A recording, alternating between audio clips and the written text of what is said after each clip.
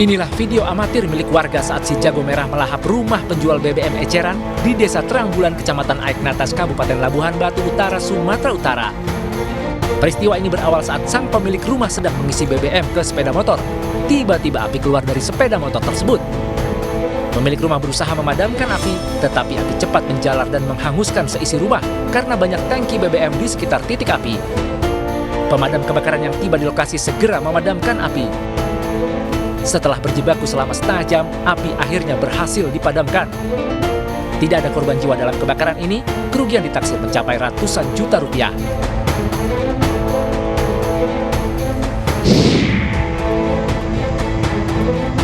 Sebuah truk tronton bermuatan hebel atau bahan bangunan masuk jurang sedalam 10 meter di Desa Winong, Kecamatan Bawang, Banjarnegara, Jawa Tengah. Selain jalan yang sempit, pengemudi truk tronton juga mengikuti petunjuk menggunakan aplikasi Google Maps dengan pilihan jalur tercepat menuju lokasi tujuan. Sopir yang tidak menguasai medan dan membawa muatan berat akhirnya terperosok masuk ke dalam jurang. Beruntung tidak ada korban jiwa dalam musibah ini, sopir truk berhasil menyelamatkan diri, namun kerugian ditaksir mencapai puluhan juta rupiah.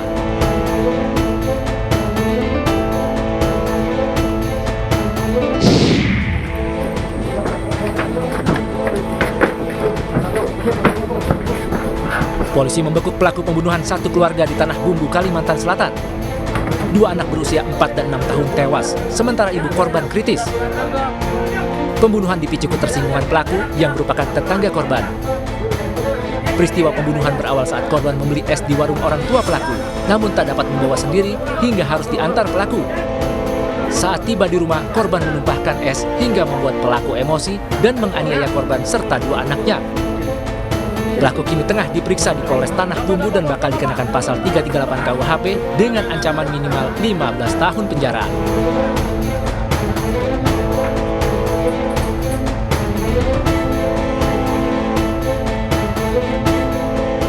Pemirsa, Menko Bidang Kemaritiman dan Investasi Luhut Binsar Panjaitan akan menerapkan harga baru untuk naik ke Candi Borobudur sebesar Rp750.000.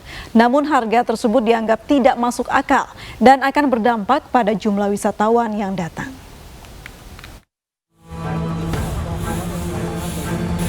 Menteri Koordinator Bidang Kemaritiman dan Investasi Luhut Binsar Panjaitan akan membatasi pengunjung ke Candi Borobudur maksimal 1.200 orang pengunjung per hari. Pembatasan pengunjung ke Candi Borobudur dilakukan berdasarkan rekomendasi dari UNESCO serta para pakar bahwa Candi Borobudur sudah mulai mengalami penurunan. Di samping itu juga untuk menjaga keutuhan warisan sejarah besar ini.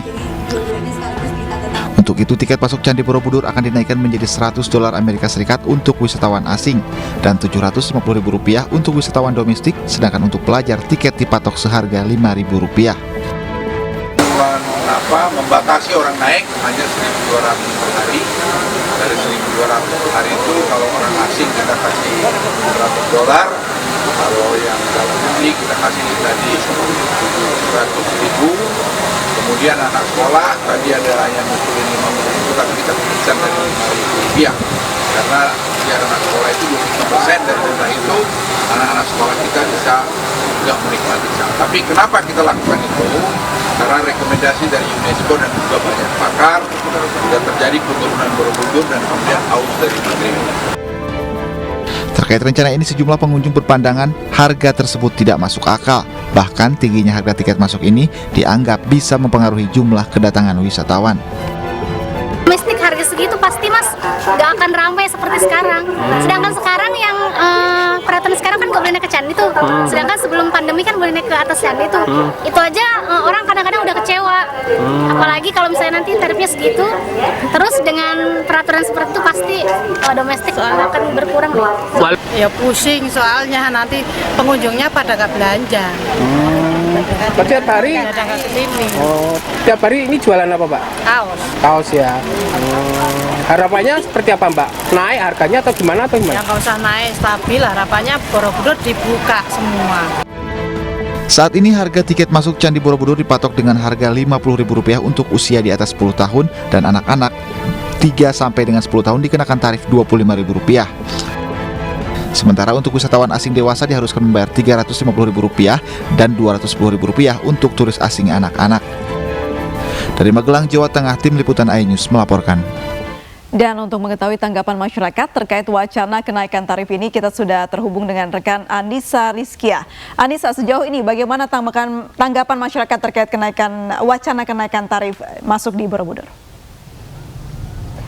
Ya, April dan juga pemirsa, wacana yang akan diberlakukan di Candi Borobudur, yakni tarif masuk di area pelatarannya ini memang menuai pro dan kontra. Di tempat saya melaporkan saat ini terpantau masih ramai begitu dikunjungi oleh para wisatawan yang memang untuk saat ini masih harga normal, yakni di angka 50.000 untuk bagi wisatawan domestik dan 350.000 untuk wisatawan mancanegara. Dan memang hingga saat ini dari pemerintah pusat belum menetapkan begitu untuk kenaikan harganya akan diberlakukan mulai kapan.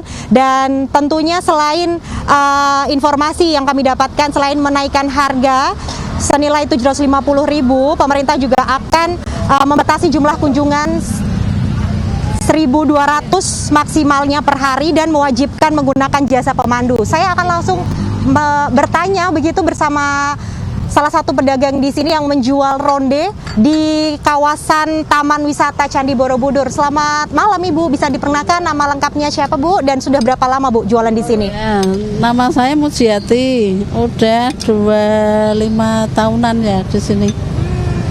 25 tahun ya Bu ya. Nah, di masa pandemi ini Ibu merasakan ada peningkatan nggak sih Bu? Kan ini sudah mulai rame dan sudah mulai dibuka normal ya Bu ya, walaupun belum bisa naik ke atas puncak Candi Borobudur. Ya biasa aja. Kalau pas pandemi itu ya kurang, pembeli kurang, nggak ada bookingan sama sekali. Kalau ini mulai pulih ya. Iya. Nah, Ibu sudah tahukah informasi mengenai akan adanya kenaikan tarif tiket masuk? Belum. Berarti baru tahu ini ya? Iya. Tanggapannya sebagai pedagang di sini seperti apa sih Bu? Takut nggak sih kalau nanti dinaikkan akan menjadi sepi atau justru malah ini Ibu setuju? Kayaknya kok keberatan ya. Kenapa Bu? Ya itu kalau mahal-mahal itu ya suka nanti negara bisa cepat pulih ya. Tapi di samping itu kan kalau yang nggak setuju nanti kalau bikin ulah gimana toh? Oke. Berarti Ibu di sini tidak setuju atau setuju? Saya ngikutin saran pemerintah aja. Kalau nggak ngikuti yang nggak enak toh. Nah, harapannya Ibu nih sebagai pedagang yang sudah berjualan di sini 25 tahun untuk pariwisata terutama di Candi Borobudur ini, dengan adanya nantinya wacana ini apakah akan diberlakukan atau tidak, kita masih menunggu dari pemerintah pusat. Seperti apa Bu? Kayaknya kok berat ya. Berat kalau 750 itu nanti pengunjung ya kurang. Di samping itu takutnya ada itu yang kurang menyenangkan itu. Efeknya tuh pasti ada efeknya kalau mahal-mahal toh. Jadi sepi gitu ya. Ya. Lagi mungkin Bu.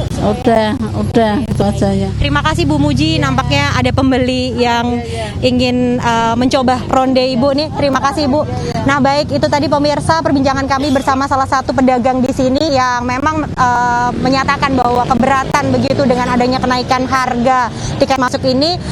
Yang ditakutkan adalah nanti jumlah kunjungan wisatawan di kawasan Candi Borobudur ini menjadi menurun begitu. Dan diinformasikan untuk April dan juga pemirsa, memang kenaikan harga ini akan diberlakukan untuk wisatawan yang hendak naik ke atas puncak Candi Borobudur. Namun untuk masuk ke area pelatarannya harga akan tetap sama, yakni di angka Rp50.000 untuk para wisatawan domestik begitu. Untuk sementara saya kembalikan kepada April yang ada di studio. Baik, terima kasih Anissa Rizkia melaporkan langsung dari Magelang, Jawa Tengah. Selamat bertugas kembali. Pemirsa, Gubernur Jawa Barat Ridwan Kamil juga istri Atalia Pratia menyapa warga yang ikut berduka atas kepergian putra mereka Emeril Khan Mumtaz.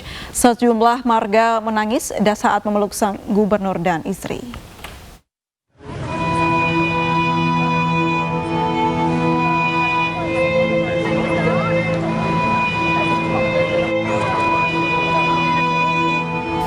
Puluhan warga mendatangi Gedung Pakuan, Kota Bandung, Jawa Barat untuk ikut berbela sungkawa atas berpulangnya Emeril Khan Mumtaz. Melihat besarnya dukungan masyarakat, Ridwan Kamil dan istrinya keluar dari rumah dinas untuk menerima kunjungan warga. Ridwan Kamil dan Atalia berjalan mendekati gerbang sambil bergandengan tangan. Satu persatu warga dipersilakan masuk untuk menyampaikan bela sungkawa secara langsung. Tak sedikit warga yang menangis saat menemui gubernur dan istrinya. Ibu, saya mewakili seluruh orang Karo yang ada di Jawa Barat. Dia bilang, oh iya terima kasih. Begitu mereka sangat berduka, tapi masih perhatian untuk menyapa dan masih ingat bahwa saya siapa gitu loh. Oh ya terima kasih, salam kembali semua kepada orang Medan, begitu tadi. Sekitar 15 menit, Ridwan Kamil dan Atalia menyempatkan diri menemui warga. Pelukan dan air mata mewarnai momen haru selama 15 menit itu. Usai menemui warga, Ridwan Kamil dan Atalia langsung kembali ke rumah dinas.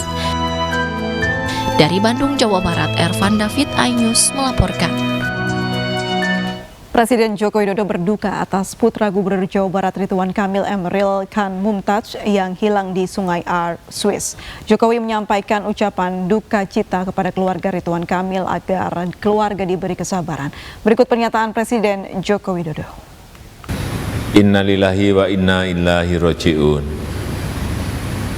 Kami mendoakan semoga almarhum diberikan tempat yang terbaik di sisinya.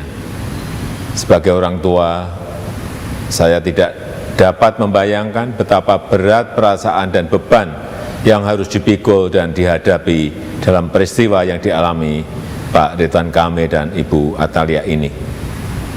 Namun, saya melihat bagaimana ketabahan dan ketegaran Pak Emil dan Ibu Atalia dalam menghadapi musibah, dan ini menjadi teladan bagi kita semuanya. Sekali lagi, saya menyampaikan turut bela sungkawa. Semoga seluruh keluarga yang ditinggalkan diberikan ketabahan dan keikhlasan dalam menghadapi musibah ini. Semua milik Allah dan hanya kepadanya lah kita akan kembali. Wassalamualaikum warahmatullahi wabarakatuh. Dan untuk mengetahui terkait kegiatan Gubernur Jawa Barat hari ini, kita sudah terhubung dengan Desi Juliani. Desi, bisa diceritakan apa saja kegiatan Gubernur Jawa Barat hari ini? Ya, April, untuk kegiatan Gubernur Jawa Barat Ridwan Kamil beserta istri hari ini tadi sudah berakhir sekitar pukul 15, dan tadi juga sudah diinformasikan oleh April bahwa tadi pagi Gubernur Jawa Barat Ridwan Kamil beserta istri menyapa warga, mengucapkan terima kasih telah mendoakan almarhum Emeril Khan Mumtaz, sekaligus juga warga menyampaikan bela sungkawa secara langsung kepada Gubernur dan Ibu Atalia. Nah, kalau Anda lihat di belakang saya ini pemirsa, ini adalah pesan yang dituliskan oleh warga di secari kertas, kemudian ditempelkan di salah satu dinding ruangan di Gedung Pakuan. Nah, ini adalah ungkapan perasaan warga, rasa duka cita dari warga yang memang tadi tidak sempat bertemu dengan Gubernur Jawa Barat beserta Ibu karena keterbatasan waktu dan tempat. Untuk itu, pihak keluarga memfasilitasi warga yang ingin mendoakan almarhum Emeril Khan Mumtaz untuk menuliskan doa-doanya dalam secari kertas, kemudian menempelkannya di dinding di salah satu ruangan di Gedung Pakuan. Selain itu, April dan pemirsa, selain warga yang hari ini bertakziah, ada juga sejumlah pejabat dan juga tokoh-tokoh masyarakat yang ikut bertakziah di hari kedua pengajian yang digelar oleh keluarga Gubernur Jawa Barat ini.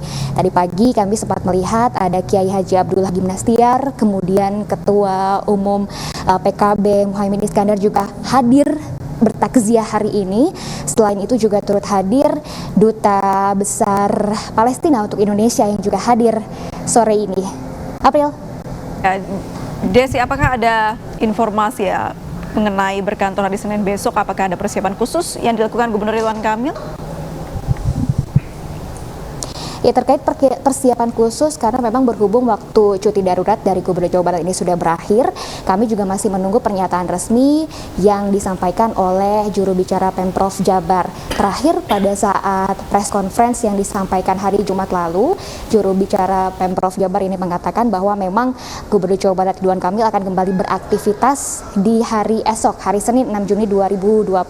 Namun kami masih menunggu informasi selanjutnya, April, terkait dengan kepastian atau persiapan ini. April. Terkait informasi mengenai pencarian Eril yang saat ini masih terus dilakukan pihak Swiss begitu, apakah sudah ada update terbaru dan apakah ada keluarga yang mendampingi di sana?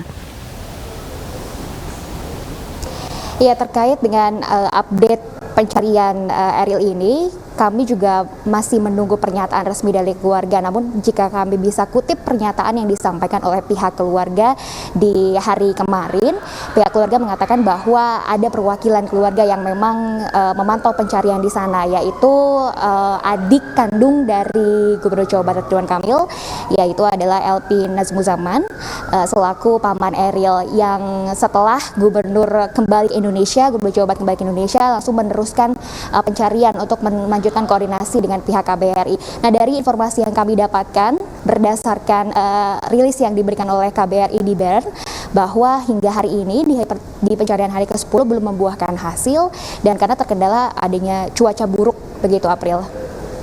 Desi Juliani melaporkan langsung dari Bandung, Jawa Barat. Selamat bertugas kembali. Pemirsa, keributan dan penganiayaan terjadi di jalan tol. Kita akan membahasnya secara komprehensif bersama kriminolog usai jeda berikut ini.